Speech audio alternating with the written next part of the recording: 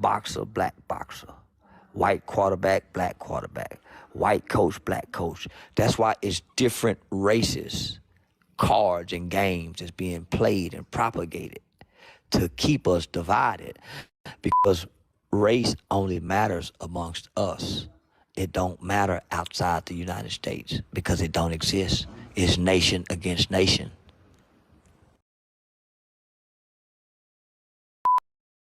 Mr. White. So with it. Can you hear me? I can hear you perfect. Already, man. What's up with it, fam? What's going on, man? First and foremost, I just want to let you know we are honored to have you on this interview today. Man, I started watching you about 2 years ago. I was one of those people who were caught up, who were still lost, who were worried about things like, is he snitching and all that type of stuff that was irrelevant. And I just want to let you know all the game that you've given, I have applied 100% of all game that you've applied, and that's how we made it here. So I just wanted to thank you, and I appreciate what you do and how you put your life on the line for our people first. Thank you. Already, man. Appreciate that, man. All right. Nigga, this the new game, homie. The internet is the new block. It's the new trap. It's the new hustle. It's the new trade school. It's the new university. It's the homie. It's nigga. It's it. So, in the future, AI go knock out probably 70% of jobs that humans can do in reality world, except like changing alternators, rebuilding transmissions. So people are naturally gonna be economically slaves, not necessarily where they're gonna be whipped on the back. They're gonna be slaves who can go home. They're gonna be slaves who don't have to live on the plantation. They can go home. But by such and such time in the morning, you better have your back here on this plantation working. You're gonna work for half the day. You're gonna work for half the day. You're not gonna be able to take off to go to your kids' luncheons. You won't be able to go off to go to your kids' award ceremonies. You won't be able to take off to take your kids to the doctor. If you get sick, you won't be able to get a lot of sick days, or you're not gonna be able. So it's coming to that. So if you break it down, if you look throughout America in blue collar jobs, the manufacturing sector of the job world, most warehouse jobs are working 12-hour shifts. Truck drivers are driving 16 to 18 hours sometime. So most people are working half the day. You sleeping 4 to 6 hours. That's a slave life. But we don't see it as that, right? So at work, we're slaves. When you log on to social media, you turn into a digital slave because you're on here and everybody is making money off of your labor, your intellectual property, your time, your energy, your pictures, and your posts, and you don't get nothing in return. So most people are digital slaves when they log on to here because they don't know how to tap into the monetization. And this is a multi-trillion-dollar industry just by you logging on, all the advertising, all the commercials you watch. So why not tap into each social media platform that you own and figure out how to get paid off of it? Facts. That's 100. So the first question that we have for you today is, we watch your channel on YouTube that's called Game Related Podcast. We noticed when you were doing one of your interviews, you spoke about the United Nations. If you were on the podium today speaking on behalf of Black people, what would you say to the United Nations? That Black people need to be identified as a nation and not a race. Because we could never get what's due to us because of our classification and how we're identified. We're not a race of people. We are a nation of people who was brought to a land and trapped in bondage and oppression, right? The United Nations says that this country owes us reparations, just like every other nation of people have got reparation. We are the only people on earth who haven't been reparated. So with that being said, there's an open seat. There's an open seat at the United Nations for us. We don't have nobody to speak for us at the United Nations. So that's the first and foremost. I would claim us as a nation. Our name is nigga. Our name is nigger. Our religion is niggerism. We have a flag. So we first have to re-identify and reclassify ourselves to the world. We are not black Americans. Black is a color. White people don't identify as really white. They go whatever German, Irish descent that they have is what they identify with, their bloodline. But we don't have a bloodline because our bloodline was mixed up by way of inbreeding, slave breeding. This baby sold that way, the mother sold that way, the father sold that way. So we don't know our bloodline. Well, Mr. Charles, do you know what steps it take to get to the UN? Somebody to buy a ticket and fight and talk. Stop trying to go to DC.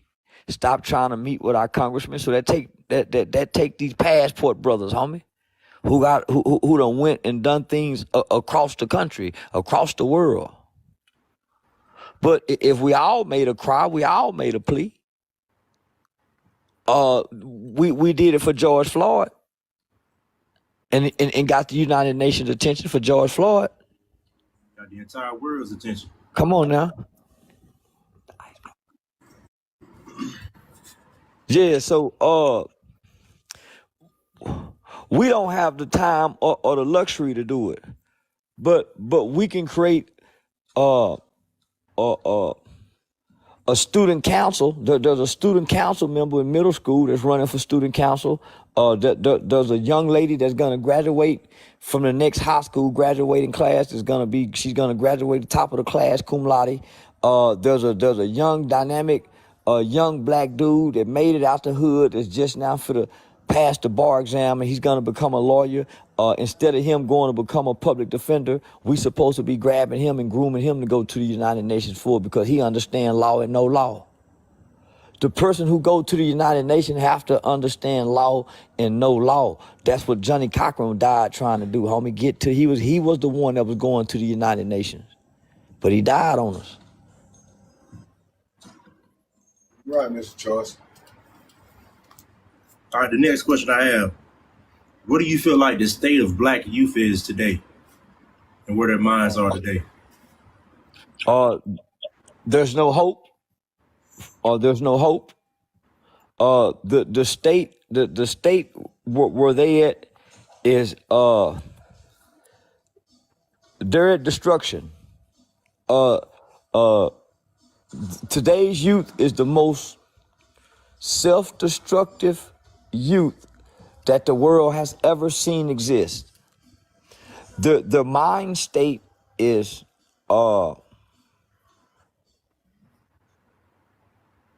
it's natural to rebel as children, as young people.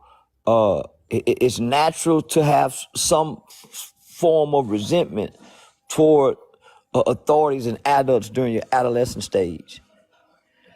But this group of children in this era, they're not getting to make it out their adolescent stage because they're hateful children. I'm a fan just like you is a Tupac, Mr. Charleston, right? I'm a fan. I came up in the 80s just like you have. I'm a fan of Pac. When I listen to Pac, it's like he's talking about this generation of kids. I got out of that when I listened to him.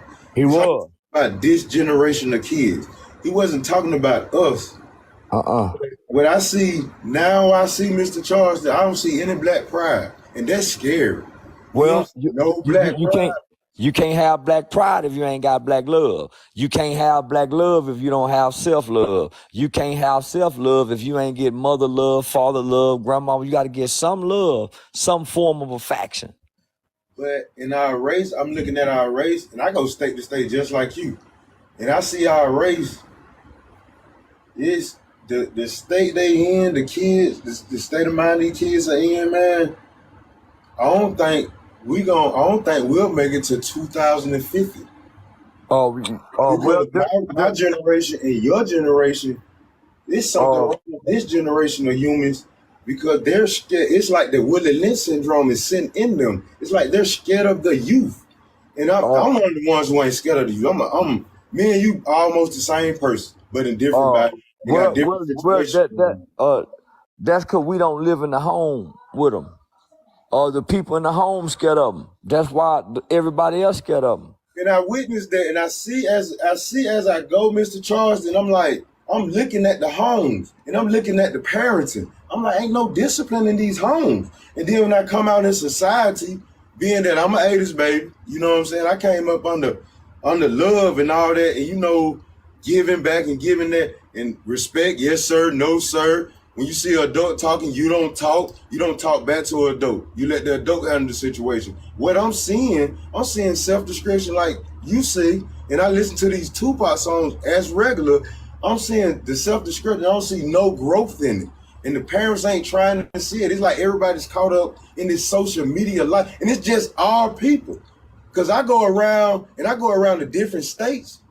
It's the Mexicans working, their kids working. I have all my friends are from international from overseas and all that. All of them are working people, working families. I got Mexican friends, Jamaican friends, Haitian friends, and all their families together. And I only see this happening to the Black Americans. That's the only people I see this happening to. So what I'm saying is, I see it's like that M Ultra, it's like it just pinned it on us. I ain't trying to say it's a race thing, but what I'm saying is it's something wrong with us as a whole people. Something's going on. And this music is not affecting these other kids. I'm going to these households where these other kids and other races are. Their kids are not acting like our kids. I think this problem came from when we was young. I heard kids used to say this, man, when I grow up, I'm not going to raise my kids like that. But then I used to go to church, and they used to always say, spare the rod, spare the kid. And now I get it. And we're in a predicament right now where the kids have no God. Nobody's teaching about God. No one wants to go to church. Everything's corrupt. Brother, did you come to preach or you gonna let me talk too? Oh, I'm sorry, sir. Fam, you left out the crack era because no other race was giving crack like us. You left out the civil rights generation when they came in and put the welfare down. They didn't do that to nobody else. You left out the fact, nigga, that we come from slavery, so we always play behind the 8 ball with everything against us when we step out the house, whether that's going from public schools to daycare. Homie, that's intentionally done against us. That's why it's only us. No other race get to talk about killing their people but us, homie. So some of these things are intentionally done to us to keep us like this. We didn't know nothing about crack, homie. Our government brought crack to our doorsteps and gave them to our mothers. Think about that, my nigga. But we didn't know that till now. Till Freeway Ricky Ross came out and they giving us Snowfall. They did that to us, my nigga. That changed the trajectory of who black people were. The crack element. Because that took our grandmothers from us. Our grandmothers started sleeping with our friends. Our mothers, all kind of stuff started happening after that to black people that had never happened before. And then after that, guess what? The kids who was born to those mothers, they came along with a new form of biological chemical warfare called ADHD, putting the kids on the psychotropic drugs while their mothers was on drugs. They did that to us, homie, if we go be real. So these are the crack babies. These are the kids that they gave Xanax to, Prozac to, Adderall to when they was talking ADHD, when they should have been talking school suspension and whoopings, when they took mama and them hands off our my nigga. We ain't just went bad. We was done bad. We ain't just went bad, my nigga. We are not aggressive, violent people. Our brains and our nature are not even wired like that. That's why in the movie Django, they showed you the difference between a white man's skull and a black man's skull. Nigga, we not violent. We took on their nature. This is their nature. We mimicking something that we're not. We're going against our nature, homie. They are programming us. That's why it's a such thing as radio programming, television programming, and news programming. We are being programmed, my nigga. We're not being raised. They want to allow our single mothers to raise us because she got to work. They won't allow the daddy to come back in the home because it's too beneficial for baby mama to keep him out.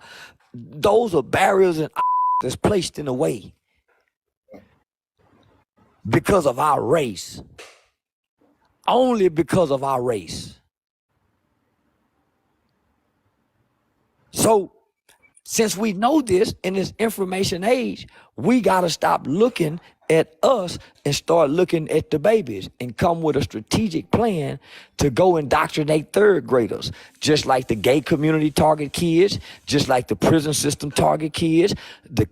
We got to start marketing and intentionally targeting third grade children, not teenagers, third graders, first graders, second graders, and indoctrinate them into what we want them to believe, just like the school system do. You fight fire with fire. Yes, sir. The next question we got for you, Mr. Charleston, is what's next? I see everyone's constantly, their mind is stuck on Joe Biden and Donald Trump. But what's next for America after Joe Biden and Donald Trump? War in America. It's inevitable that at some point in our lifetime that bombs will be dropped in America, just like every other country have had war in their country. Just like what we're seeing in Ukraine and Russia, it will be here. But the only difference is the people to do us like that is already here and planted. They've been here since the 80s. Every country America has been invaded a long time ago. The world know you can't beat America from attacking them from the outside, coming attacking them. You can't beat them. So they've been sending people over here to learn us. America has 99 different tongues in it. They brought their cultures. They brought their people. They got sleeper cells here. They got sleeper cells here. That's been waiting, and they've been living amongst us. They have assimilated. They know our culture. They know our highways. That's what's coming. Because we have weakened. We're no longer a superpower. We are a weakened superpower because we have been at war for over 200 years. United States of America have. We are weak. So only thing we got left to do is to push a nuke and destroy the world, and start a nuclear world war. That's our only major defense. But we was attacked with the coronavirus. That's what people fail to realize. The coronavirus was World War III. The next is World War IV. That weakened our military, that weakened our government, that brought men. The first thing that happened when we realized what the pandemic was we shut our country down and we started passing war defense acts. If you do your research. So that's what's to come, homie.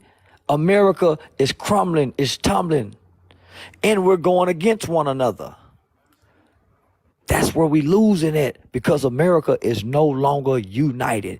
Democrat hate Republican. Republican hate Democrat. Gay hate straight. Straight hate gay. It's too much hate in America for America to win any more wars. Great answer. Our next question is, why do you think there are more black female artists being pushed right now than black male artists? Because gangsterism is have expired. Is gayism and hoism. So there's a new spirit along in the pop and entertainment culture. There's a Jezebel spirit. Nigga, hoe sell now. Gangster don't really sell no more. Gay gangster that's gayism. Gay gangster that's gayism. Young Thug introduced the gay gangsterism. Nigga wear a dress, wear this, shoot you, kill you, do what you want. He introduced that by 8 to 10 years ago. So now it's sprouted. It's a seed. The seed done grew. So who more? That's a hell of a combination, homie. So that's why you see Saucy Santana running with the city girls, talking gangster as a gay dude to a straight man, and other straight men in the industry going to go get bisexual men to get a fight together. You see this is going on? Gangsterism and gayism, homie, is now in bed with hoism. So what that breeds, homie, nothing but lust among kids. Orgy, sodomy, yeah, no, nigga, that real freaky shit that make God return. That real freaky shit that make God return, homie. So that's what we seeing. The end. Yeah. We seeing the end of mankind, nigga. That's what we seeing. Shit. Come see. All right, my next question. It's been 27 years since Tupac died. Why do you think they're coming after Keefy D now, 27 years later? Oh.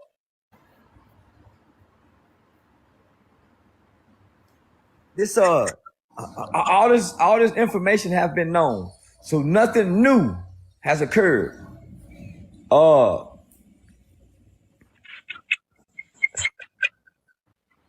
I think they playing on us. I think they playing on us, homie. This man been saying the same things,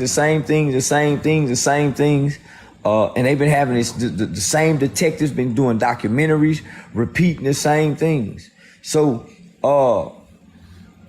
I think it's bigger than what we're seeing, and I think they using this as a distraction for whatever reason.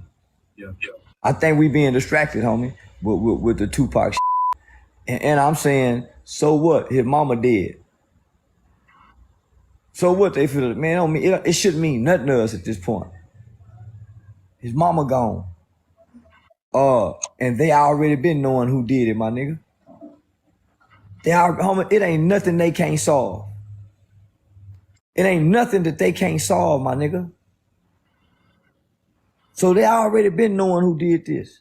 27 years later now, it's just some white people now. Nigga, they finna retire with a big name.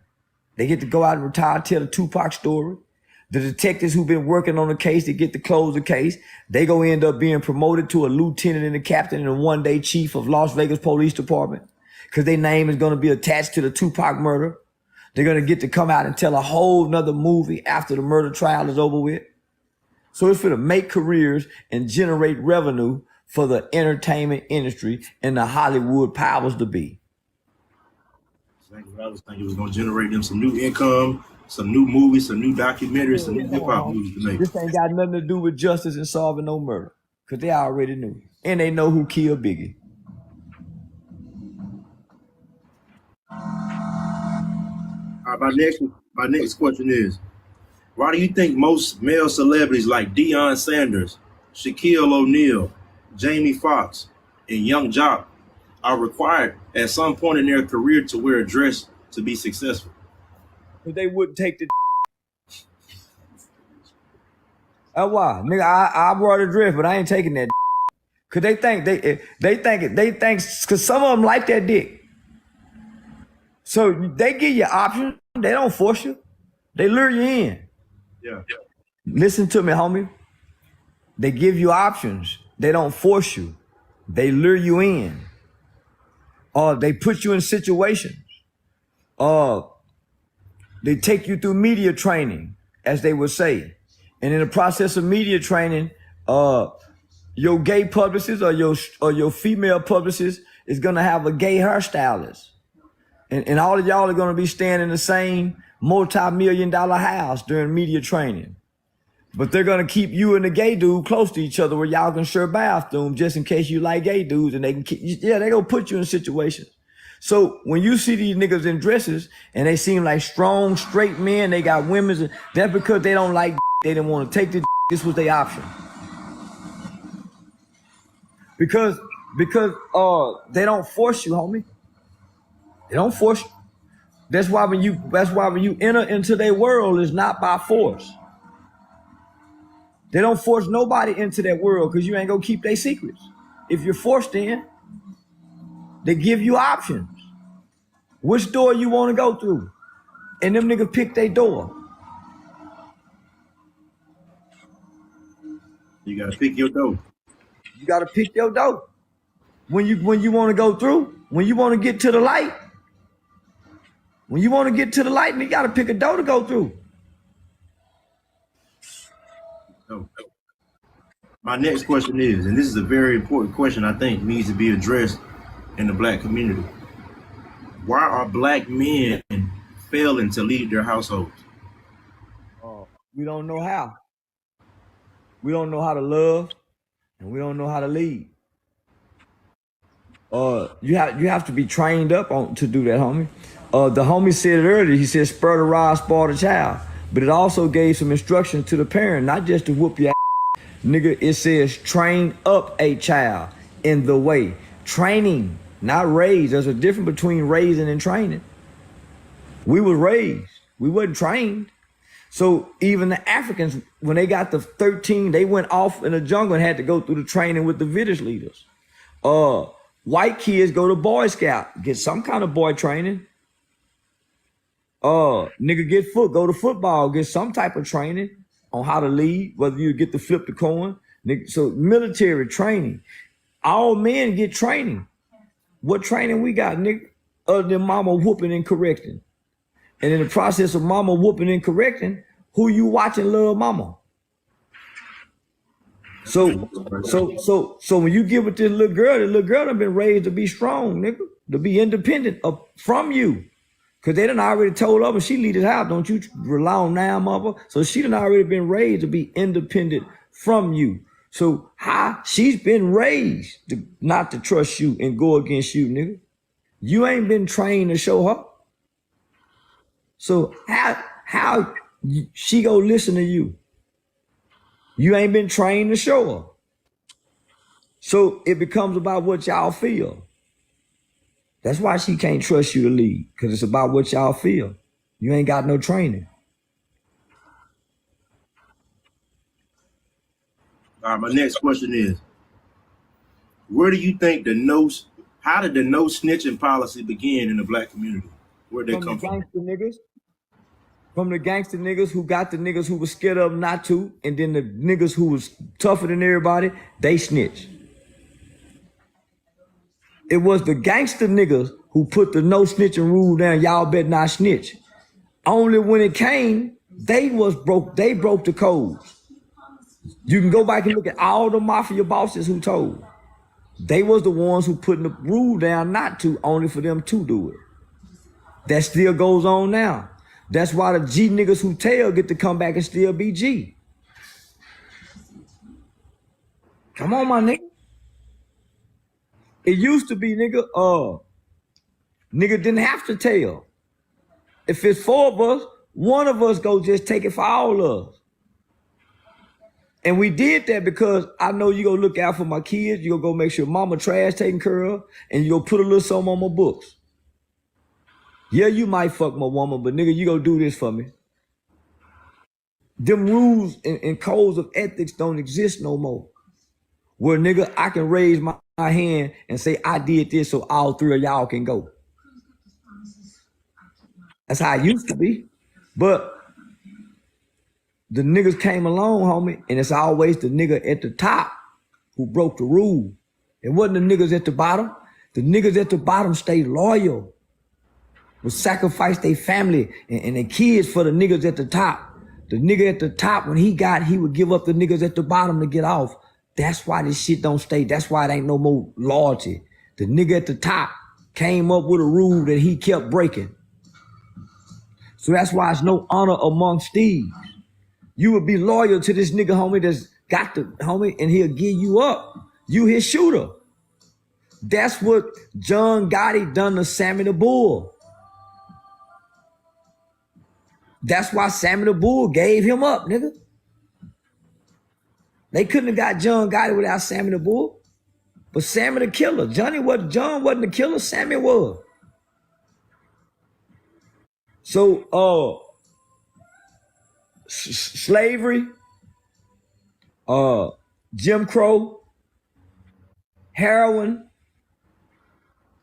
gangs, crack,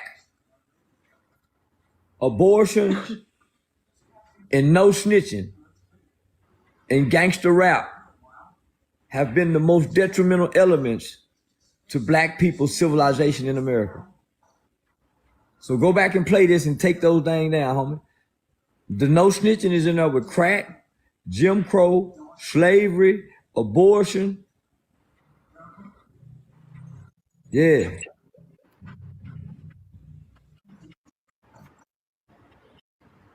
All right, my next question. What do you think happened to R&B music? I noticed the R&B music of today isn't about love anymore. Most R&B music is about breakups and heartbreak. What do you think happened to R&B music? Uh, uh, look, I don't hear any more love in the music. what love have left us, homie? Nigga, my niggas that kept out of here 80s, baby. Homie, all we knew was love in the 80s. It wasn't until the 90s when crack came, when love became kind of unidentifiable.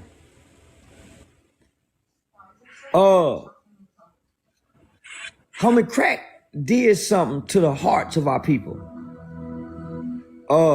It rewired our hearts and our minds. Homie, all we knew was love in the 80s, nigga.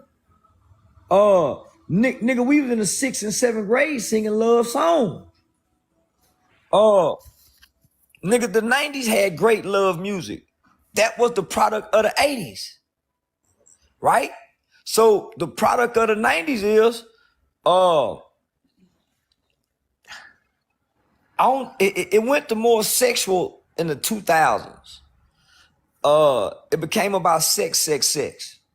Now it evolved into angry fucking. It's angry fucking now in R&B music. It don't soothe the soul no more. It entices the desires. It don't help you. It don't help you give you the words to mend a broken relationship.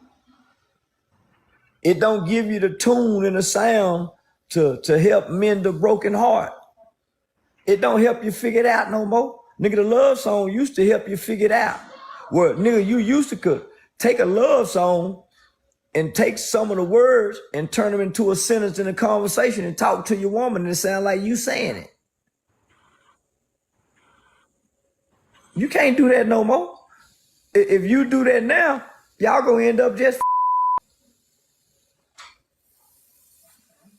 So if you look at the R&B, on top of what we see in rap, what we seeing with homosexuality being propagated and promoted to children and not being discreet about it, it's more like a lust spirit that America is being bred to have, where everybody just gonna be having in the future, just like Sodom and Gomorrah. And what's that's gonna end up happening? The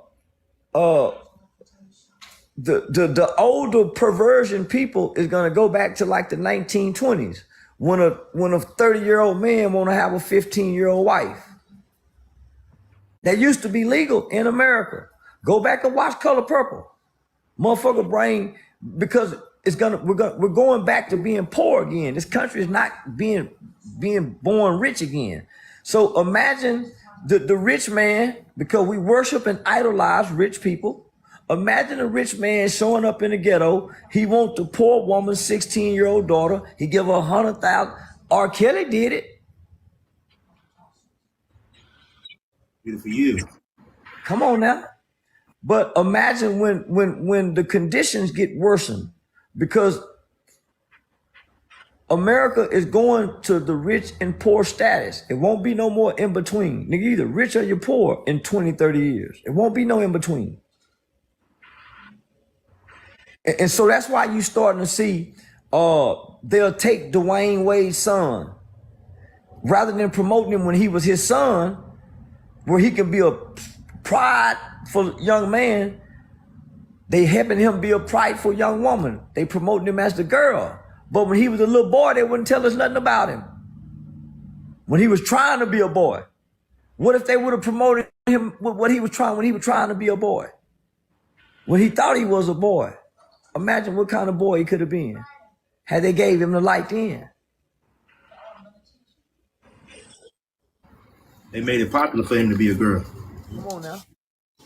Do you think all sports are rigged? Yeah. Because the gambling that goes behind sports and in the underground world supersedes what the players make. Vegas got their hand in everything, my nigga. We saw that with that fight, and I didn't even watch the fight, but just the aftermath of that fight. Homie, yeah, made you go watch the fight and see. So, I gambled for a while with the parlays, and I also took a quantitative statistics class to figure out how stats are created. Homie, they cold when they tell you it's a 3-point spread. It's a 1-point spread. And that game end up coming down to that. How can they figure that out? So I just watched the game last night. They gave, who was that team who missed that field goal at the end last night? They gave them a 2.5-point spread. They scored a touchdown, and all of a sudden, instead of them kicking an extra point with time expired to be able to win by 3 points, they get a unnecessary, what it was called, unsportsmanlike conduct penalty, and they missed the field goal, missed the point afterwards, and they didn't cover the 2.5-point spread and lose by 2. That's crazy. Come on. Let me just say this. That world, that underground world, is so powerful. It got John F. Kennedy to become president. Nigga, those people helped his daddy help him become president. When Donald Trump got ready to run, those people, nigga, do what they do and shake what they shake to make things happen. They control it. They control it, homie. They bet on everything, my nigga. That world bet on everything. And you don't know the faces of the players. That's how you know it's so powerful. Hey, who you think gonna win the election? Let's go around. You think Trump gonna pull it off?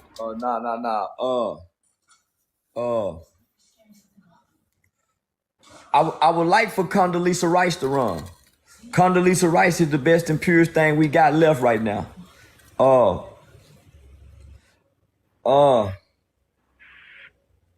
I think they gonna give us Biden again. Because Biden is a puppet. Biden is a puppet for the Ukrainians. They've been doing business over there for a long time, homie.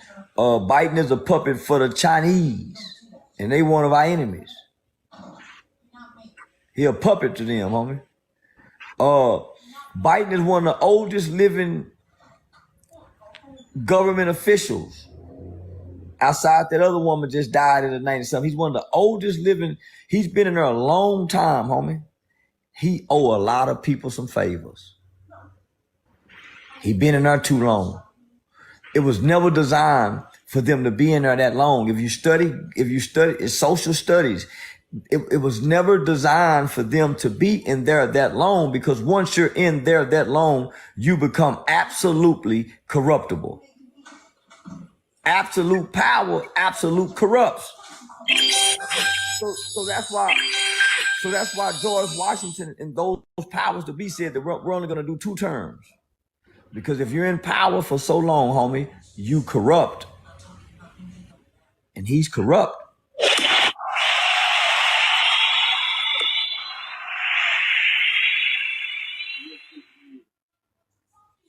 Why do you think they're coming so hard after Donald Trump?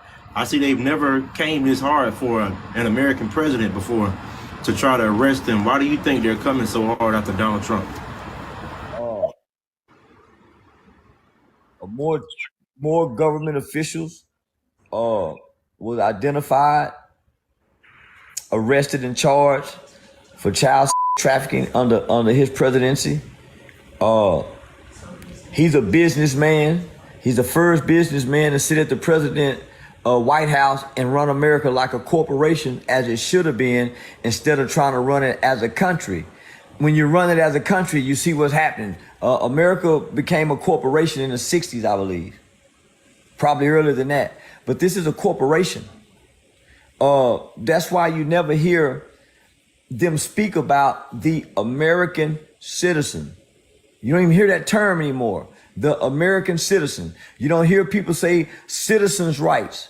Because once we became a corporation, this is not about racism. This is not about socialism. This is not about classism. This is driven by capitalism. This is a capitalist country now. So your rights don't mean too much, but you do have some rights. And what are those rights?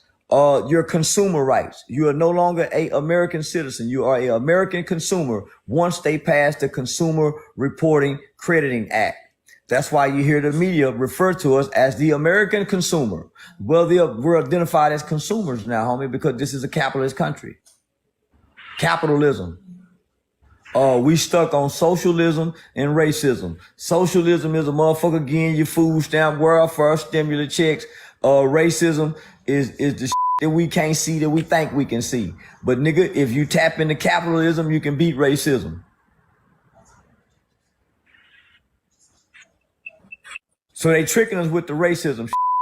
That's why the black man can't create economics. If we tap into capitalism, we go start creating economics. Nigga go back to trying to sell a little dope. Nigga go start trying to hook up radios again, cut grass. But we squabbling by racism, homie. So we missing capitalism. Capitalism trumps citizenship. You got more consumer rights than any other rights in the world, homie. If you complain as a consumer, nigga, you get more for your bang and your buck than you do an American citizen complain about what rights you don't have. Because of the Patriot Act, homie, we forfeited our rights as American citizens to our government because they tricked us out of fear of terrorism. So because we agreed to have the Patriot Act, we don't have American rights anymore, but we do have rights as consumers. My next question is, the United States was sued at the United Nations and International Court by Iraq for war crimes and genocide, and they were convicted. Why do you think nothing has been done about that?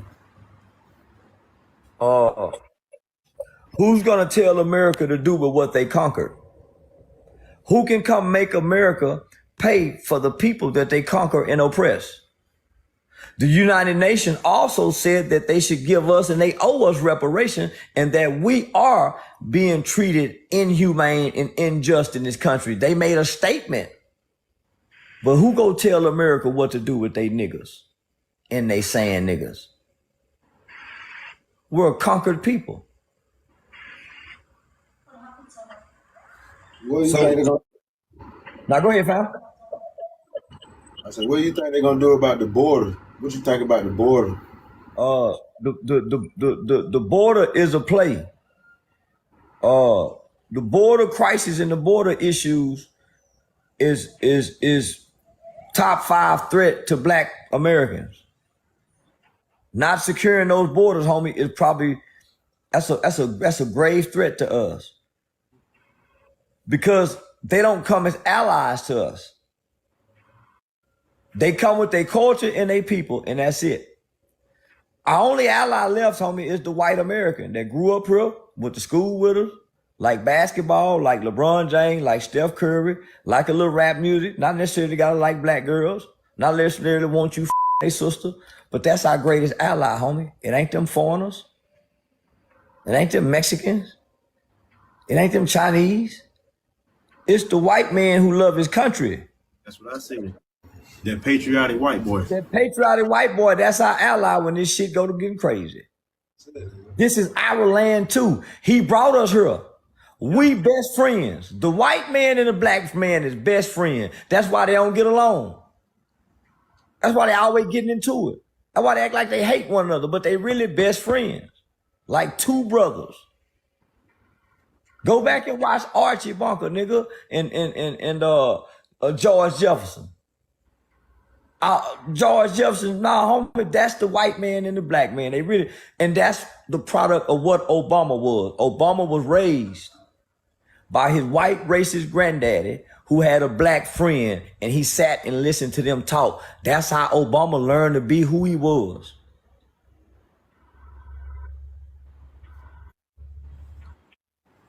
My next question is, what I've noticed in a lot of black families, once the grandmother passed away, once your older aunties and older aunt and uncles pass away, you rarely see black families get together anymore. I don't see any black family reunions. I don't see black families getting together during Christmas time or Thanksgiving time. Everybody's doing their own thing in their own household. Why aren't black families getting together anymore?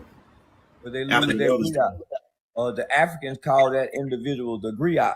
The griot. Naturally, the griot is a oral historian. So Africans were oral historians. To remember everything, homie, you got to have a great mind, even when you're old. And to be able to remember different recipes, different ways, remedies, different ways to do things. So to remember all this so you can teach this, right? The reason why it dies because nobody is in the kitchen cooking when grandmama cooking during the family gathering. We show up when the food done. Nobody's in the kitchen getting the recipes. Nobody's going over there sitting at the foot of the bed talking to her, asking questions, drinking from the river of the old. Sitting at the feet of the old, nigga, picking up what they dropping down. Ain't nobody doing that no more. We shame the old now. That's why young kids think something wrong with being old, and they try to make you look bad for being old. Because we never learn to get from the old. So when grandmama gone, homie, our whole family gone, cause we don't know nothing no more. We don't know who her mama was, who her daddy was. We don't know nothing about the family no more. So guess what? We lost in the wilderness when they gone.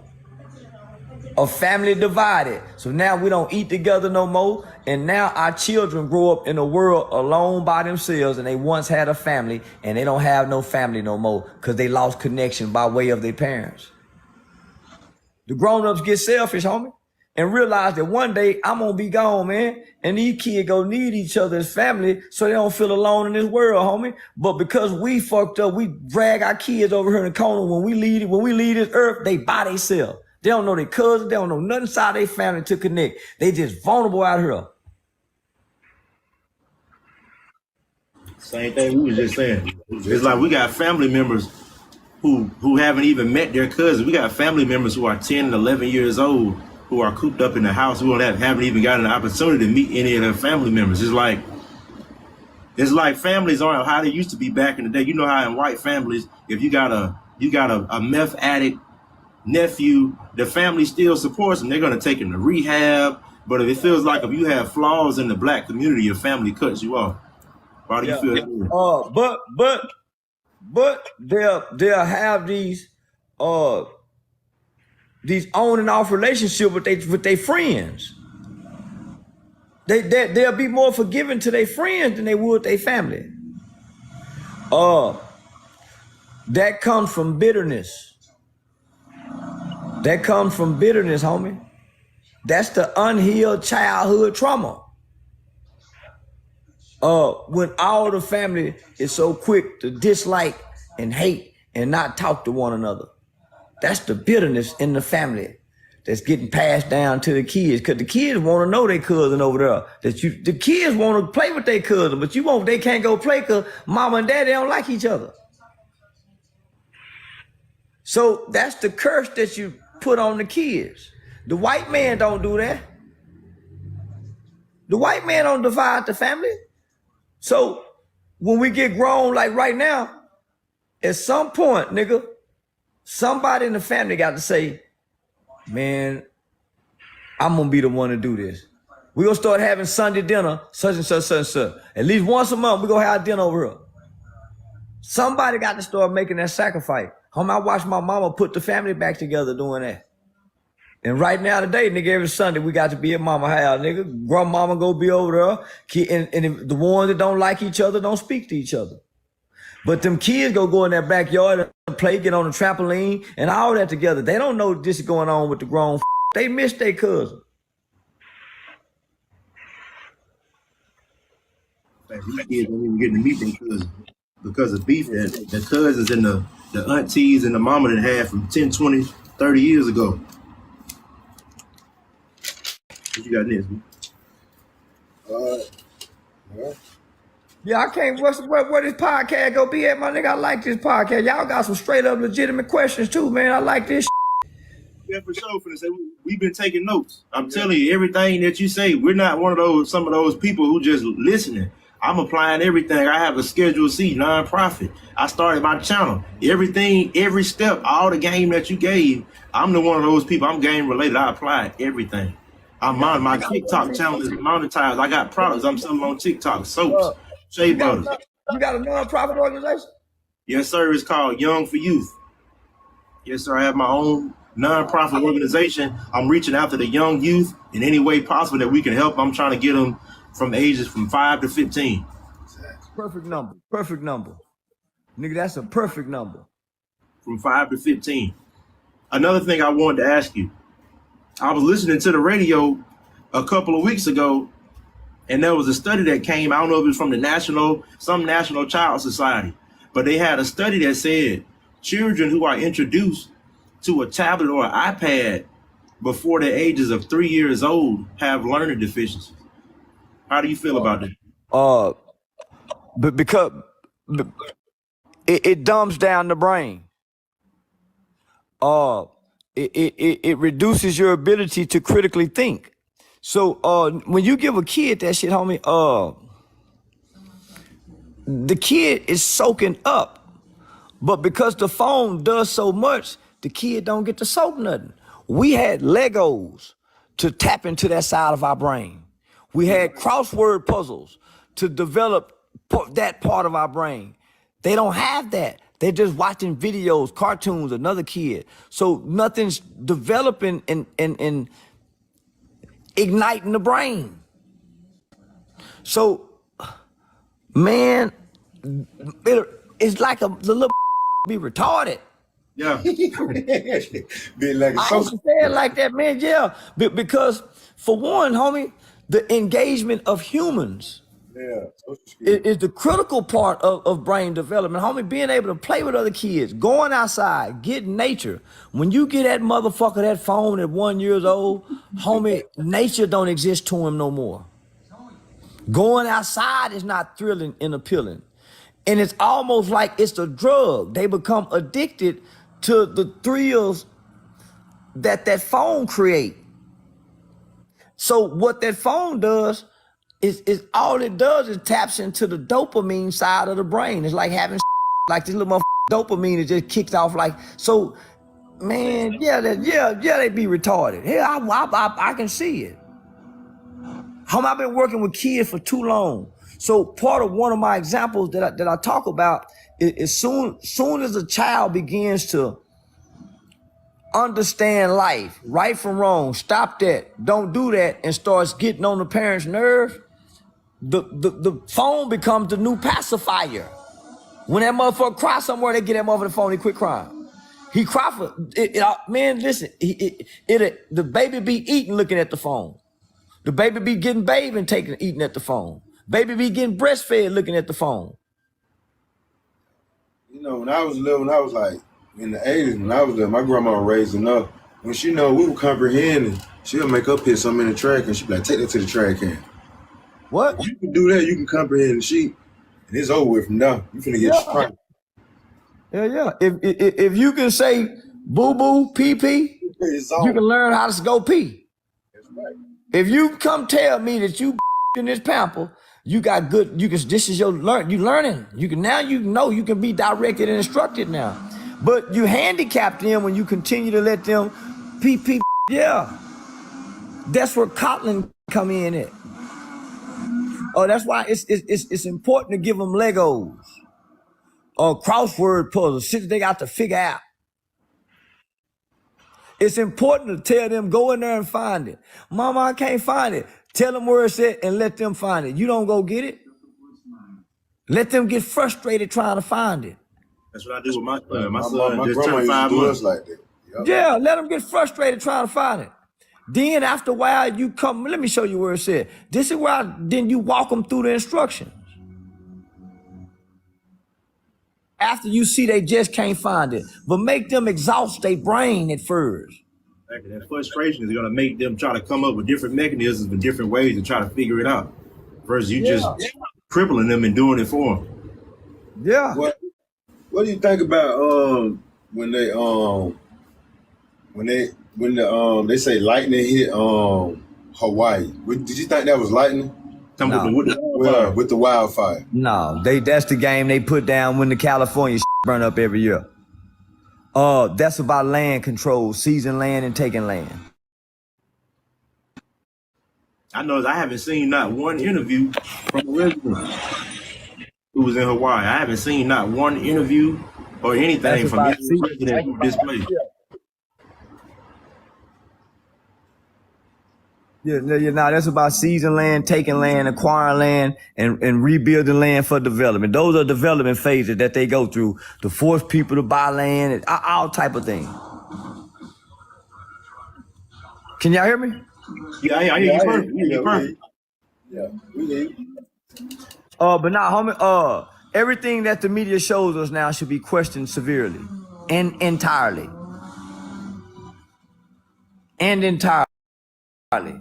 If they tell us it was a shooting, a main shooting, and they don't give us a lot of details, they don't give us no background, we don't hear from his family. Why do these men? No, man. Then the shooter in Maine, he didn't even get found. They said they found him dead. Come on, homie. There are sleeper cells in this country. There are sleeper cells in this country. People who have come into this country playing like they are Americans, look like they're Americans, talk like they're Americans, but they have been trained. They have been to become an American to hurt America. So when you look at all the Americans that they showing us that's getting time for storming the Capitol, they're not even showing you half the ones that wasn't American, playing like they was American, that went in that Capitol, that got away with what they got away with. While they too busy trying to make an example about the Americans who was frustrated and did it. It was more people playing like they were Americans that wasn't Americans who stormed that Capitol too when they got away. Did you think January 6th sent to the world about America? Yeah. Say that again? I said, what message do you think January 6th sent to the world about America? That America is no longer strong anymore. That America is no longer strong anymore. And it's more to come. It's more to come, because that was one portion of a frustrated part of America. That was just one portion of one part of a frustrated group of America. So imagine, I just want to pause to let people think about that before I say this. Imagine when those two groups unite, like Fred Hampton was trying to get them to do with the Black Panther Party. I was just finna say that. With the Rainbow Coalition. I was just there you go. When Fred Hampton was trying to get that, what's gonna happen when America decides to do that? Those same two groups that seem to hate one another, that have totally separate ideologies but share the same frustrations and unite under one cause. That's why so many police shooters to keep us divided. There you go. There you go. That's why it's different. That's why it's different matches. Listen to me carefully. That's why there are different matches in the entertainment world, nigga. White boxer, black boxer. White quarterback, black quarterback. White coach, black coach. That's why it's different races cards and games that's being played and propagated to keep us divided, because race only matters amongst us. It don't matter outside the United States because it don't exist. It's nation against nation. Thanks. Facts. Big facts. Well, Mr. Charleston White, I don't know if we hit our 30 minutes yet, but I know we have touched on a lot. I really appreciate you, man, for coming out for this interview. This is 22,000 likes, my guy. We got 22,000 likes. I'm looking at, my guy. So yeah. I really appreciate that. These are a lot of things that needed to be addressed in our community among